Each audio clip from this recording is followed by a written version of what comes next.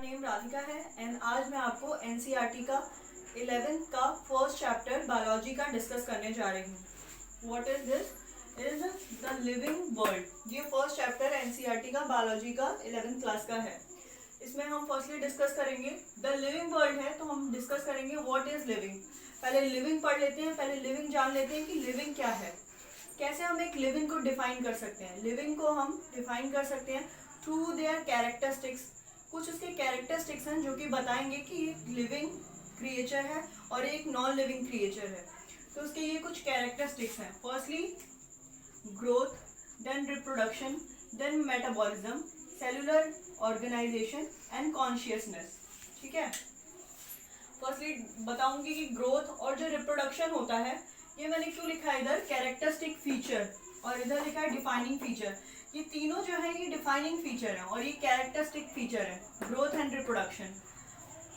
Characteristic features means क्या होता है कि ये इसको डिफाइन करते हैं but there can be exception. मतलब ये बात है कि ग्रोथ होगा, रिप्रोडक्शन होगा तो वो लिविंग ऑर्गेनिज्म होगा, बट अगर उसमें क्या ग्रोथ नहीं होगी, क्या रिप्रोडक्शन नहीं होगा, तो क्या वो लिविंग ऑर्गेनिज्म नहीं होगा? ऐसा नहीं है।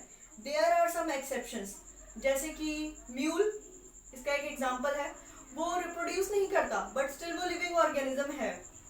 ग्रोथ क्या होता है, अब हम इसको पढ़ लेते हैं। ग्रोथ क्या होता है? When there is increase in number of size और नंबर ऑफ जो उसका मास होगा वो इंक्रीज होगा, साइज इंक्रीज होगा, तो उसे हम ग्रोथ कहेंगे। ठीक है, तो आप देख सकते हैं प्लांट जो होते हैं उनमें लाइफ टाइम ग्रोथ चलती है और एनिमल्स होते हैं उनमें सर्टेन एज के बाद ग्रोथ रुक जाती है। ऐसे यूनिसेलुलर देख लीजिए, वो एक सिंगल सेल होते हैं, उनमें ग्रोथ नहीं होती है बट स्टिल उनमें रिप्रोडक्शन होता है, फ्रेगमेंटेशन, डिफरेंट प्रोसेस के थ्रू उनमें रिप्रोडक्शन होता है।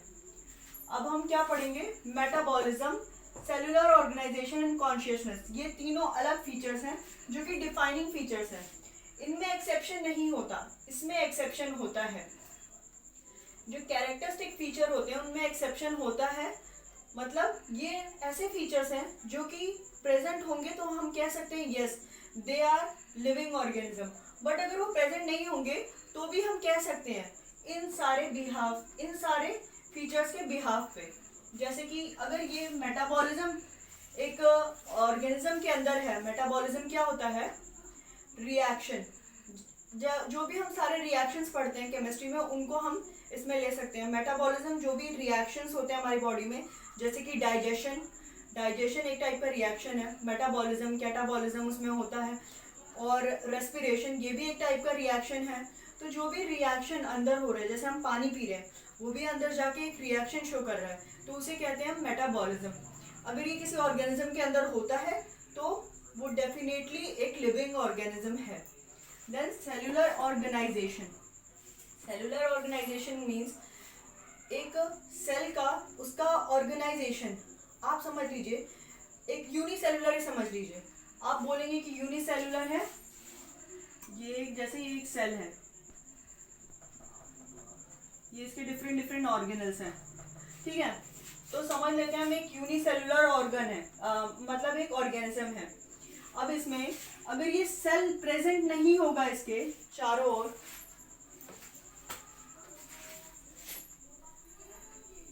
इसका ये प्लाज्मा मेम्ब्रेन समझ लीजिए प्रेजेंट नहीं होगा, तो ये ऑर्गेनल क्या सिर्फ बना लेंगे एक सेल को? पॉसिबल ही नहीं है। अगर ये प्लाज्मा मेम्ब्रेन प्रेजेंट होगा पर इसका प्लाज्मा जो मेम्ब्रेन है वो प्रेजेंट नहीं होगा, प्लाज्मा प्रेजेंट होगा, तो भी सेल पॉसिबल नहीं है। इसके सारे कंस्टिट्यूएंट एक साथ जब मिलेंगे तब वो एक सेल डिफाइन करेंगे, तब उसको कहेंगे सेलुलर ऑर्गेनाइजेशन। तो ये सेलुलर ऑर्गेनाइजेशन अगर किसी बॉडी में प्रेजेंट होगा, किसी ऑर्गेनिज्म के अंदर प्रेजेंट होगा, तो उसे कहेंगे हम सेलुलर ऑर्गेनाइजेशन, और वो एक डिफाइन करेगा कि वो लिविंग ऑर्गेनिज्म है। अब हम कॉन्शियसनेस पे आएंगे। अब कॉन्शियसनेस क्या होता है? When a organism reacts to its surrounding. अब आप लोग बोलेंगे क्या प्लांट्स भी कॉन्शियस होते हैं? क्या प्लांट्स लिविंग ऑर्गेनिज्म होते हैं बट वो तो कॉन्शियस होते नहीं है? वो भी कॉन्शियस होते हैं। वो लाइट के थ्रू देखा आपने, कॉन्शियस होते हैं कुछ प्लांट्स। कुछ प्लांट्स जो होते हैं वो मेनली कुछ सीजनल भी होते हैं, वो लाइट के फोटोट्रॉपिक होते हैं इन नेचर, लाइट के थ्रू वो रिएक्ट करते हैं। तो वो कॉन्शियसनेस अपना शो कर रहे हैं। एनिमल्स जो होते हैं वो भी कुछ सीजनल ब्रीडर्स होते हैं। पर एक बात है, एनसीईआरटी में एक लाइन है कि जो ह्यूमन होते हैं वो सिर्फ एक ऐसा एनिमल है जो अपने लिए सेल्फ कॉन्शियस होता है। उसको पता है कि वो क्या करना है, क्या करना चाहता है, उसको क्या चाहिए। तो एक ह्यूमन ऐसा एनिमल है सिर्फ जो सेल्फ कॉन्शियसनेस इसमें प्रेजेंट होता है। ये थे सारे हमारे डिफाइनिंग फीचर्स।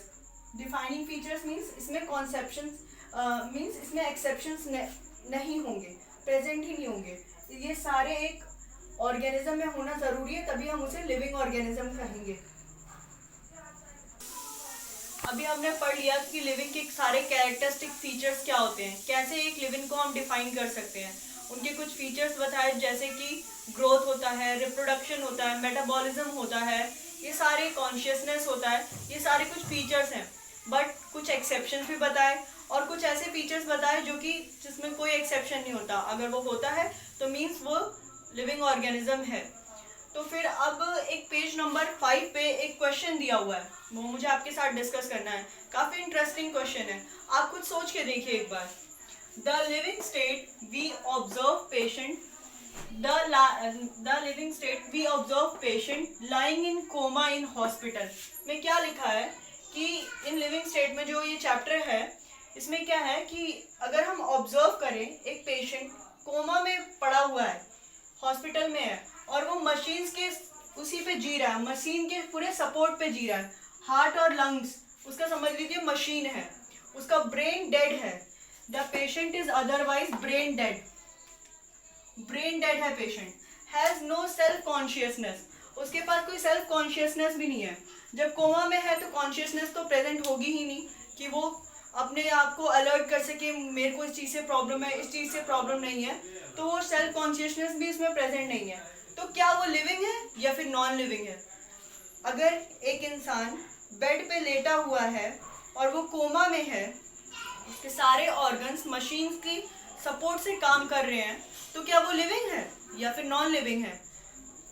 आपने 3 कैरेक्टरिस्टिक फीचर्स ऐसे पढ़े थे डिफाइनिंग में,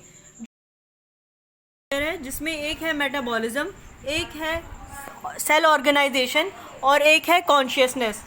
जिसमें से मेटाबॉलिज्म इसमें प्रेजेंट है, मेटाबॉलिज्म इसमें प्रेजेंट है, ये भी तो एक डिफाइनिंग फीचर था।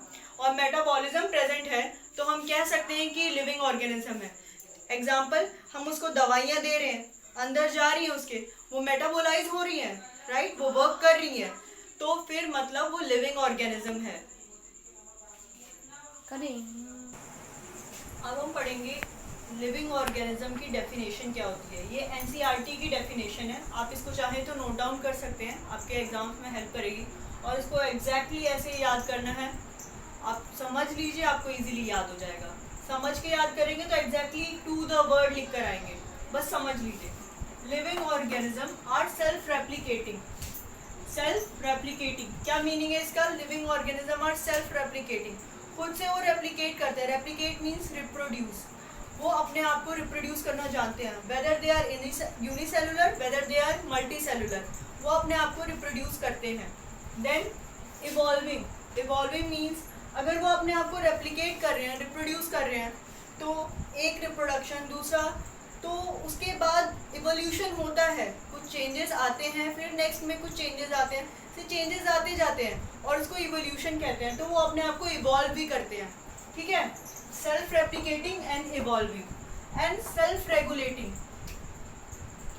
सेल्फ रेगुलेटिंग, सेल्फ रेगुलेटिंग का मीन्स मेटाबॉलिज्म, उनके अंदर मेटाबॉलिज्म होता रहता है, वो सेल्फ मेटाबोलाइज करते हैं, राइट।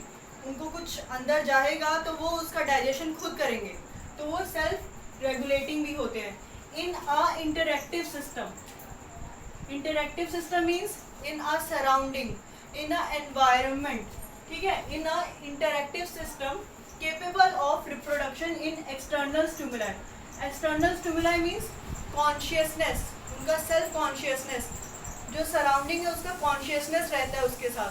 तो इसीलिए ये ऑर्गेनिज्म जो है, इन्होंने एक तरफ से पूरे जो भी हमारे कैरेक्टरिस्टिक्स थे उन्होंने सेंटेंस में डिफाइन करके और लिविंग ऑर्गेनिज्म को बता दिया है। ये इजी, बहुत इजी है याद करना, बस आपने समझ लिया है तो आप इसे इजीली लिख सकते हैं। ऑर्गेनिज्म, उसको हम कैसे डिफाइन कर सकते हैं, क्या क्या उनके फीचर्स होते हैं, कुछ डिफाइनिंग फीचर्स होते हैं, कुछ कैरेक्टरिस्टिक फीचर्स होते हैं, कुछ एक्सेप्शंस हमने देखे। और अब हम पढ़ेंगे diversity in the living world क्या होता है। Diversity means variations. बिल्कुल एक जो हम कहते हैं कि ये ऑर्गेनिज्म इससे अलग है, ये एक छोटा सा ऑर्गेनिज्म ये एक छोटे इससे लिविंग क्रिएचर से अलग है, तो वो डाइवर्सिटी की वजह से होता है। बार बार रिप्रोडक्शन होता है, इवोल्यूशन होता है, ओवर और टाइम पीरियड इवोल्यूशन होता है और उसकी वजह से डाइवर्सिटी आती है। अभी इस वर्ल्ड में 1.7 टू 1.8 मिलियन स्पीशीज हैं, जिसे हम बायोडाइवर्सिटी कहते हैं। बायोडाइवर्सिटी मीन्स बायोलॉजिकली जो चेंजेस आ रहे हैं स्पीशीज में, ऑर्गेनिजम्स में, वो उसे हम कहते हैं बायोडाइवर्सिटी। और वो कितनी 1.7 टू 1.8 मिलियन स्पीशीज है, इतनी ज़्यादा स्पीशीज है। अब हम इस बायोडाइवर्सिटी को कैसे बता सकते हैं कि ये ऑर्गेनिज्म इससे अलग है। दिखते हैं, ऑलमोस्ट दिखेंगे सेम, बट हम बोलेंगे नहीं ये इससे अलग है। कैसे हम बोल सकते हैं? Through the help of taxonomy. Taxonomy क्या होता है? The classification of organisation into different category on the basis of characteristics. ठीक है, क्लासिफिकेशन, हम उनको क्लासिफाई करेंगे उनकी बेसिस ऑफ कैटेगरी पे। देखिए, एक जो टाइगर है, एक कैट है, वो सेम स्पीशीज के हैं, बट उनका जेनरिक नेम अलग अलग है, तो उनको हम कैटेगरी वाइज क्लासिफाई करते हैं on the basis of their categories. तो 3 टाइप आ जाएंगे, 3 इसकी वजह से हम उनको क्लासिफाई कर सकते हैं। फर्स्टली हम उनको आइडेंटिफाई करेंगे, ये इससे अलग है, इनके कैरेक्टर्स के बेसिस पे हम इनको आइडेंटिफाई करेंगे। क्या क्या? इसके ये कैरेक्टर्स हैं, इसके ये नहीं है, पर ये मिलते हैं, तो उसकी स्पीशीज सेम हो सकती है, बट जेनरिक नेम अलग होगा। अब क्लासिफिकेशन, अब हमने समझ लिया कि ये अलग है, तो हम उनको क्लासिफाई कर देंगे कि इतने इस स्पीशीज में इतने ये जेनरिक नेम की क्लासिफिकेशन है। ठीक है, फिर नॉमेनक्लेचर, उनको हम एक नाम देंगे, नाम के भी कुछ रूल्स हैं। लीनियस कार्सिस ने इसका नाम का कुछ रूल्स बताए थे, जिनकी वजह से जिनकी हेल्प से हम लोग नेम उनका रख सकते हैं। अभी हमने पढ़ा था कि नॉमेनक्लेचर को हम कैसे डिफाइन कर सकते हैं, उसके नाम हम कैसे रख सकते हैं। मैंने बताया था कि कार्लस लीनियस ने उसको दिया है, मतलब इसको इंट्रोड्यूस किसने किया है? कार्लस लीनियस ने। अब उन्होंने क्या इंट्रोड्यूस किया था? Binomial nomenclature. उन्होंने बताया था कि 2 तरह से हम इसको बता सकते हैं, एक जेनेटिक नेम होता है किसी भी ऑर्गेनिज्म का, और एक स्पीशीज नेम होता है। स्पीशीज फर्स्टली हम बताते हैं कि किस स्पीशीज का है, उसके अंदर हम और क्लासिफाई करेंगे तो हम बताएंगे कि उसका जेनेटिक नेम क्या है। एग्जाम्पल लेते हैं मैग्नीफेरा इंडिका। मैग्नीफेरा इंडिका बहुत कॉमन एग्जाम्पल मैंने लिया है कि आप सबको पता ही चल जाएगा। इसका मैग्नीफेरा नेम जो है, इसका जीनीस उसका जीनीस का नेम है, और ये इंडिका जो है स्पीशीज का नेम है। जेंड्रा का नेम मैग्नीफेरा और इंडिका है। ठीक है, तो ऐसे हमने डिफाइन बताया, एक चीज को हमने बता दिया कि इसका ये नेम है, और उसको हमने क्लासिफाई कर दिया कि अब इसका ये नोमेनक्लेचर हो गया, इसका ये नेम हो गया, तो उस नेम से कोई दूसरा ऑर्गेनिज्म नहीं होगा। इसी तरह से हम हर ऑर्गेनिज्म को आइडेंटिफाई करके, उनको क्लासिफाई करके, उसको नोमेनक्लेचर के थ्रू उसको नेम आउट कर सकते हैं, और उस नेम के थ्रू वो ऑर्गेनिजम्स में प्रेजेंट होगा और सबको जाना जाएगा। ये मेरा चैनल है, फर्स्ट वीडियो है 11th क्लास का एनसीईआरटी का। आप लोग मुझे सपोर्ट करिए, प्लीज़ लाइक करिए, सब्सक्राइब करिए, इस वीडियो को ज़्यादा से ज़्यादा शेयर करिए ताकि मुझे सपोर्ट हो और मैं आगे ऐसे ही वीडियोस बनाती रहूँ।